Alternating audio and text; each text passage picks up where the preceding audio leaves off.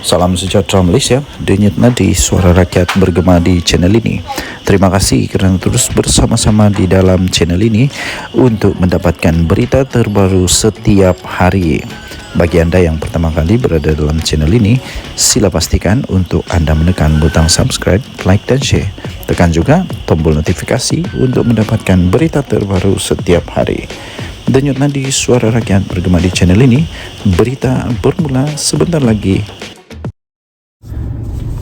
Salam sejahtera Malaysia, denyut nadi suara rakyat bergema di channel ini. Kawan bertanya kepada saya,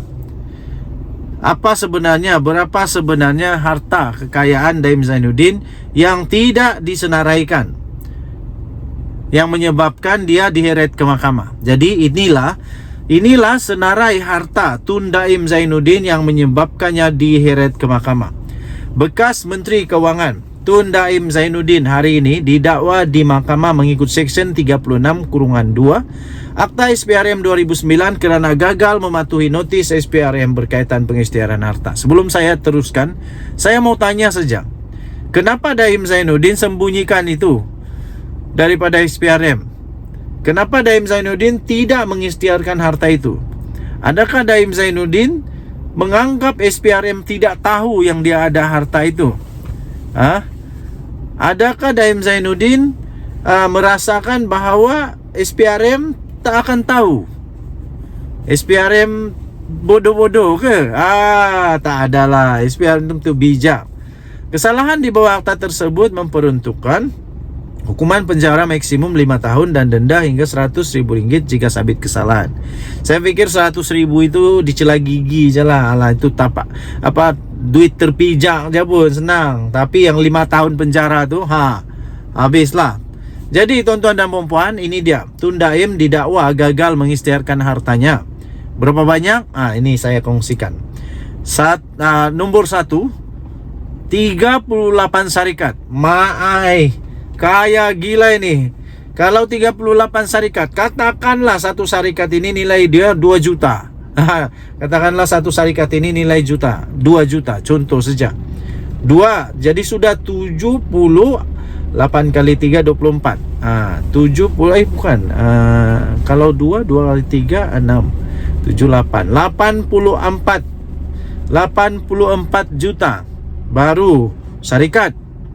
25 unit hartanah. Andainya satu unit hartanah itu pun bernilai 1 juta, 25 juta. 25 juta campur 60 juta tadi, dah berapa juta? 7 kenderaan mewah. Tak apalah, kenderaan mewah kita anggar sajalah dalam satu kereta itu 100,000. Kalau 7, jadi dalam sejuta lah. Serta 2 akaun dana pelaburan.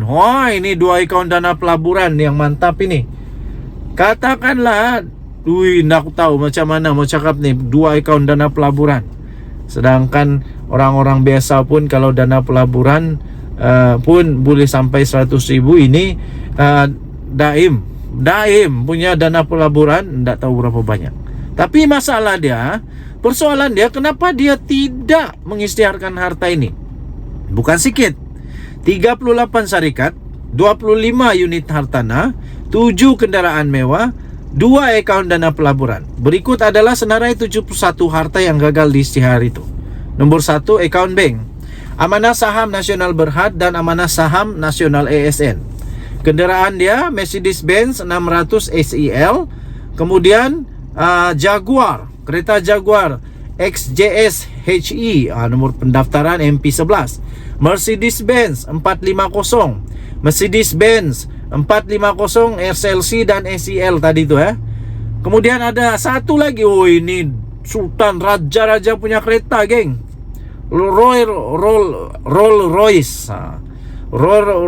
Royce 2 XL rigid body WY11. Semua dia punya nombor flat ini nombor 11. Gila. Tahu nombor flat dia ini pun tak tahu berapa harga. Jangan dulu nilai kereta, nilai flat number cukup lah. Austin Morris, ada Austin Morris. Kemudian Ford Perfect. Syarikat dia Ibu Kota Development, Maya Seni, Menara Ampang, Dream Cruiser, Land Belt, Kenari Teliti, FNQ Advance, Kota Tandop, Alun-alun Resort, Dasar Sejarah Sdn Bhd, Gigantic Promotion Sdn Bhd, Jupiter Alliance, Anayat Realty, Suasa Urus, Avilion Berhad, Meridian Heaven, Avilion Vista. Banyaknya. Malas aku membaca ini. Ada 38 semua. Hotel, ada semua. Kemudian hartanah dan tanah di bawah syarikat. Hartanah atau tanah di bawah syarikat. Nombor 1 di mana ini? Richie Kondo. Richie Kondo. Kemudian di persiaran Richie, lot 12. Ini apa lagi? Unit 1D nomor 16, Taman Yutan. Nombor hak milik Muki Mampang. Nombor 10 Jalan Taman Maluri. Kemudian di Rompin House, Bukit Fraser di Pahang.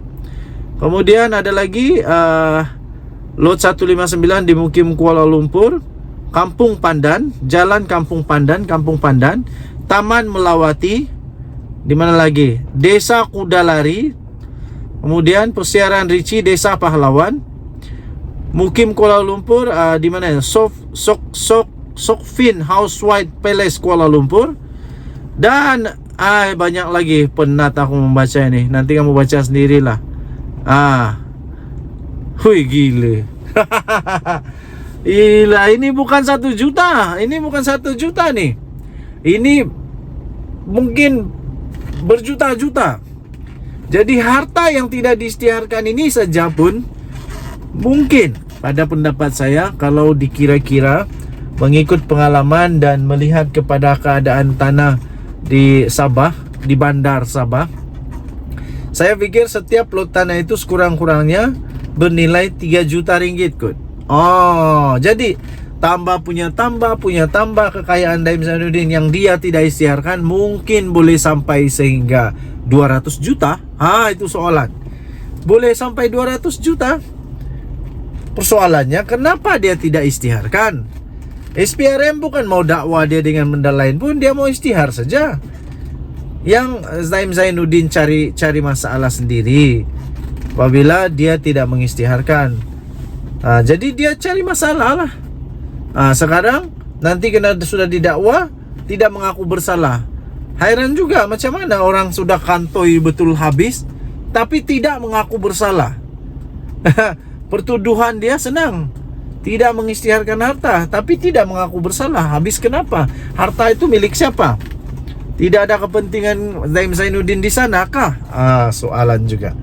Oke, jadi tuan-tuan dan puan yang dihormati sekalian, Anda boleh membaca semua yang saya bacakan tadi itu di mana? Di Sabudin Husin, sabudinhusin.com.net.